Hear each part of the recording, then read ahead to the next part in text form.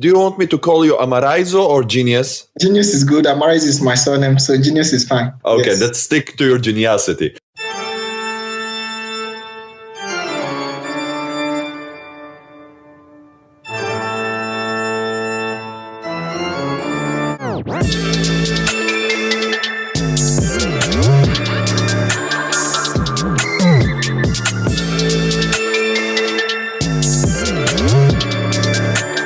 Hello, everyone, and welcome to a new episode of the College Experience. Today's episode will take us on a trip to a new dimension in the life of the students in Sweden, or those who are considering taking the step and studying in Sweden. His role is to bridge your international experience. Hello, Genius. Hello, how are you doing? I'm doing good, and you? I'm great.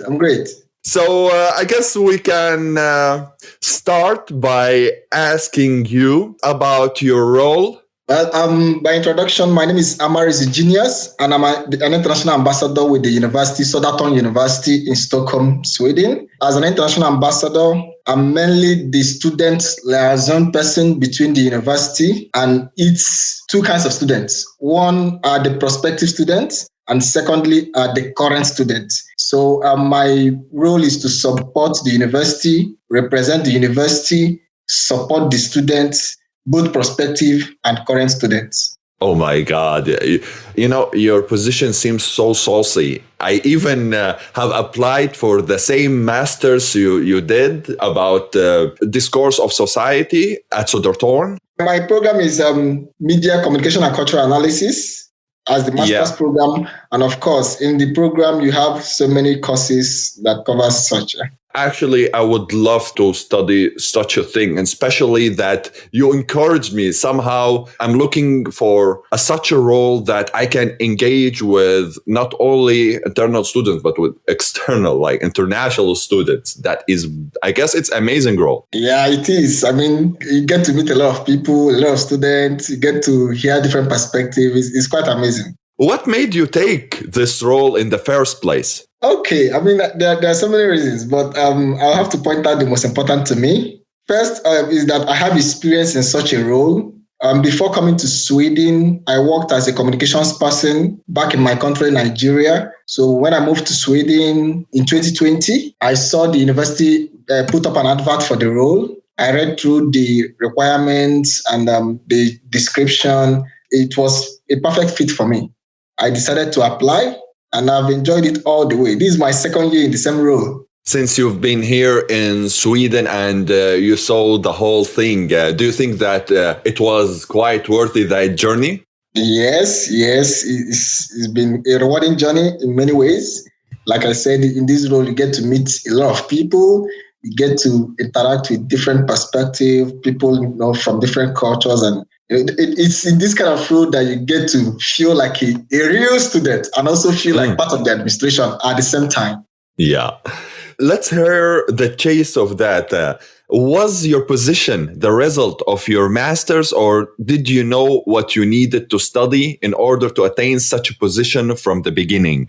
I don't think the position has anything to do with my master's program. I'm doing a master's program, yes, in media, communication, and cultural analysis, but the role has nothing to do with the program. But of course, my program is an advantage. If 1,000 persons had applied, I think being a student of media communication and having experiences in media communication and also cultural analysis, I think it played a very important role in getting me that position. Exactly. That's why I'm telling you that I'm so in love with your master's, because I'm also a student of media and communication, graduated student. So I guess it's one of the ways. How would you describe the role that Södertörn University is playing on the international level? And how attractive is Södertörn to international students? I think you have to look at this from different perspectives. First, you said what role is Södertörn playing in the international level? And secondly, how attractive is Södertörn to international students?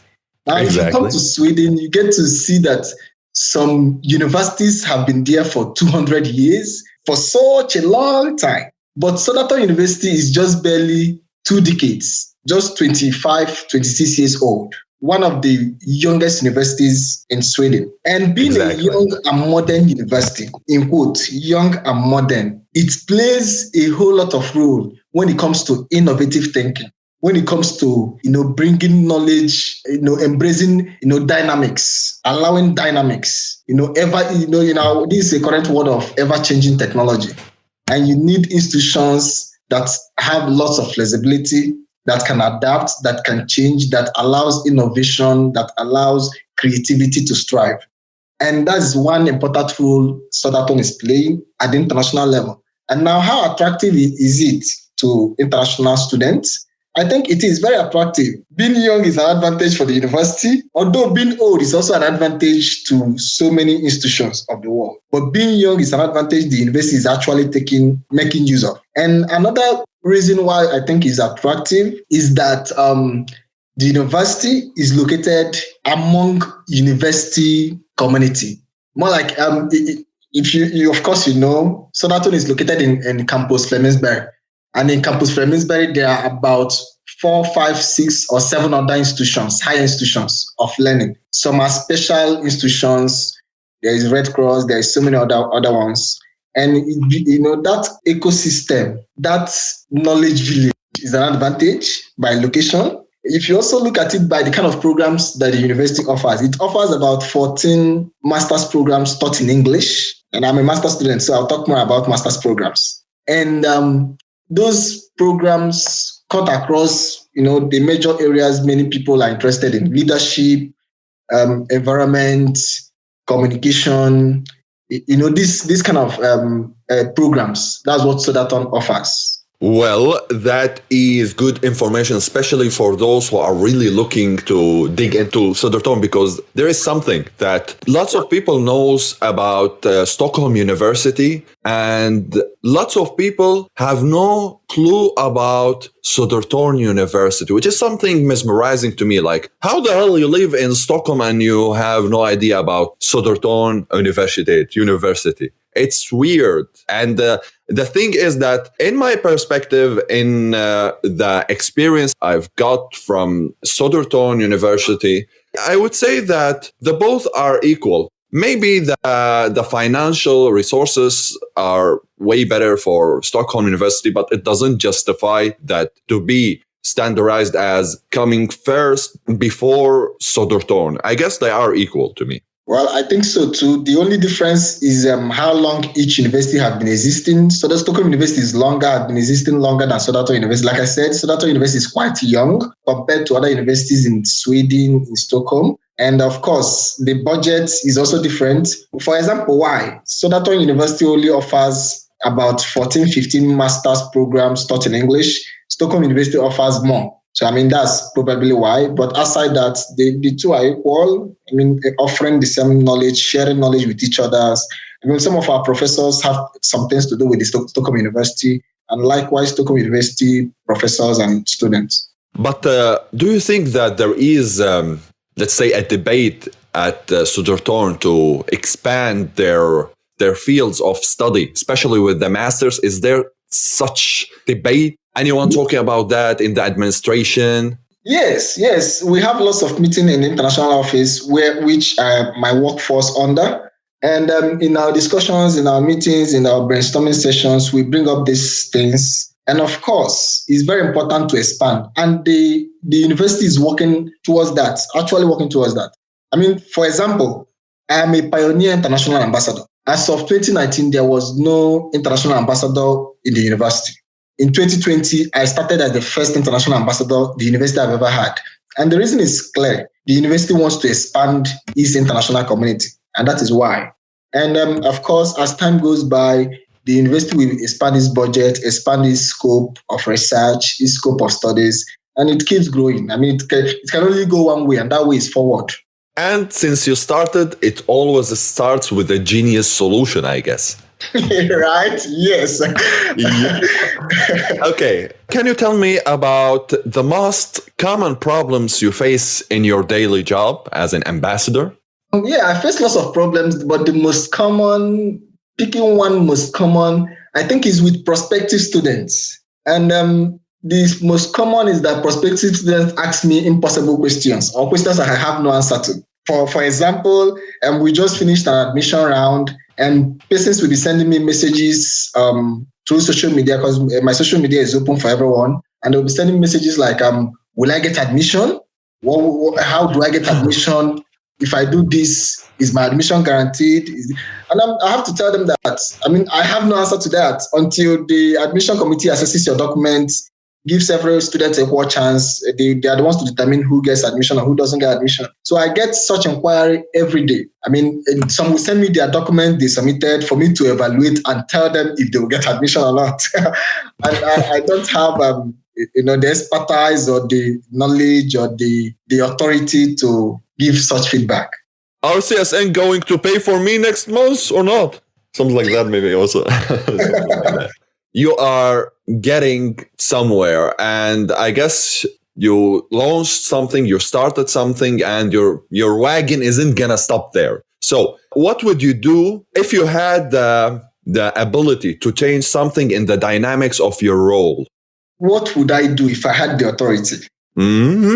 Okay, I think there's one thing that actually limits us. In some way, it could be said to be good.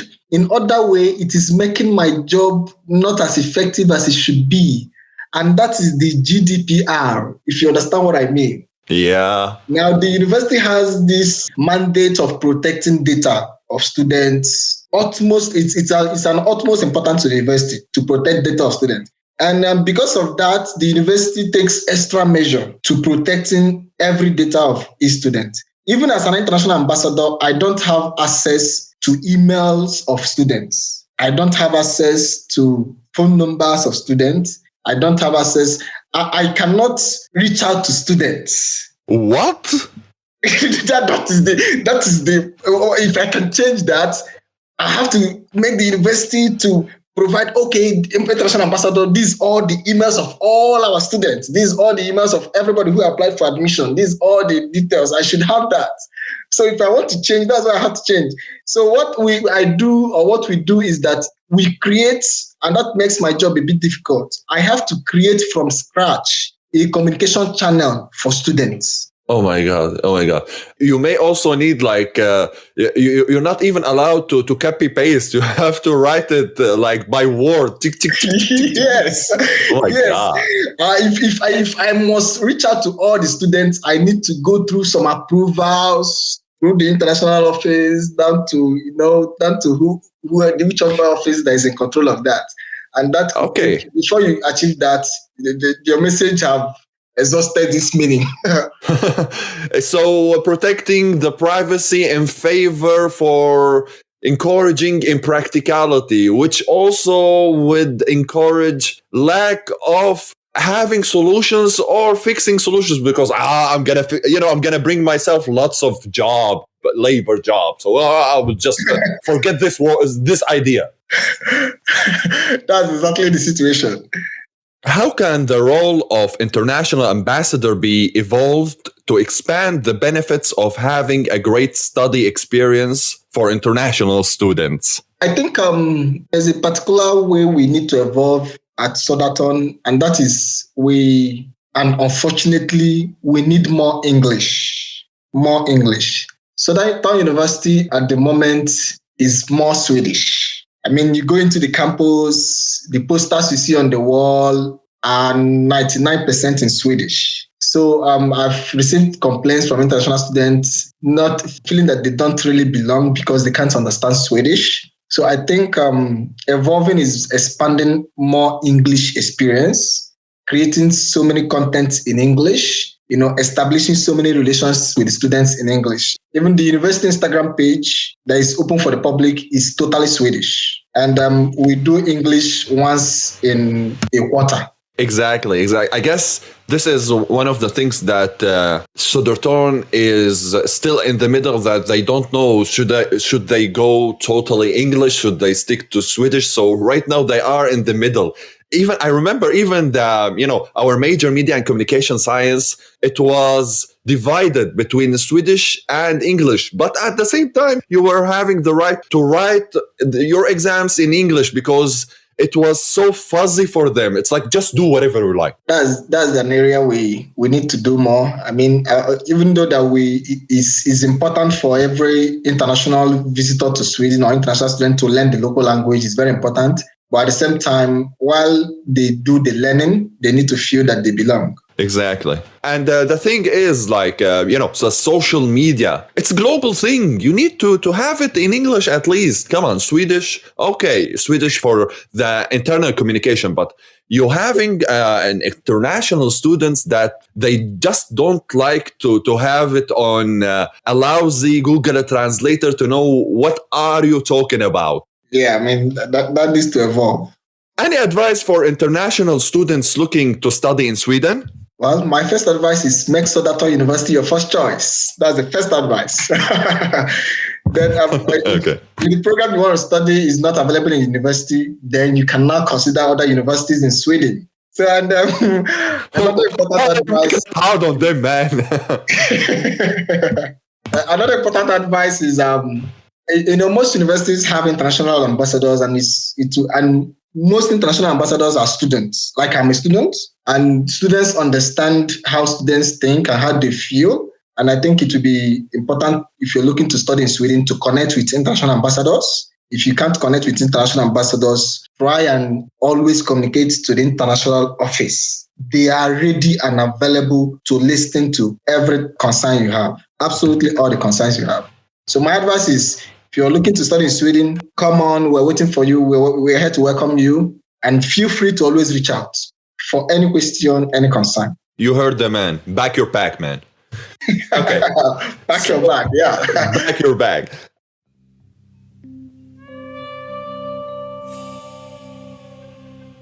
I would love to ask you a couple of questions regarding, your expertise in media and communication. And since you are already, let's say, assistant researcher. I worked as a research assistant with Prof. Anne. Yeah, not anymore. Experience in that. And now you are settled with the international ambassador. You aren't about the life of a freelancer anymore. Right? Yeah. It's a wild life, So keen to bring the meat on the table today. As a media and communication researcher, let's say, previous one, how can your role as an international ambassador help you to understand the global changes that occur in education on the international landscape? Well, I must tell you that the role has expanded my scope of thinking when it comes to this, your question, the global changes that occur in education on an international scale. I mean, lots of changes are occurring. I mean, you talk about things like the ranking system, which universities are ranked better than the other, while is this universities ranked better, and what impact does it have, what perspective does it give to students, researchers, or to professors. You talk about how students embrace or make a choice in choosing a university. What are the factors that students consider when choosing a university? So there's so much knowledge this role has helped me to understand. I mean, as an international ambassador, I communicate with three sets of persons. One, I communicate with the university administration, the persons who manage the day-to-day affairs of students. I communicate with our current students, and then I communicate with our prospective students. So I'm the one person who has perspective to these three categories of persons that relate with the university. And the combination of the three gives a very broad international scope of how people do what they do and why they do what they do and the changes that are necessary. And that is why I also mentioned, like you agreed, I mean, we need to be more English. I also mentioned that being a young university, a modern university, is an advantage rather than a disadvantage. I mean, even though you see that other universities in Sweden are 100 years old, 200 years old or thereabout, and being 26-year-old university is still an advantage because you have an opportunity to grow faster, you have an opportunity to expand faster, you also have the flexibility to attract and embrace new ideas, innovations, and new ways of doing things. So I mean, my role plays a very great, both my studies as a media communication researcher, as a student of media communication and cultural analysis, and as an international ambassador. I mean, I think I have a wonderful perspective towards the changes that happen every day. Exactly. And you said something so important.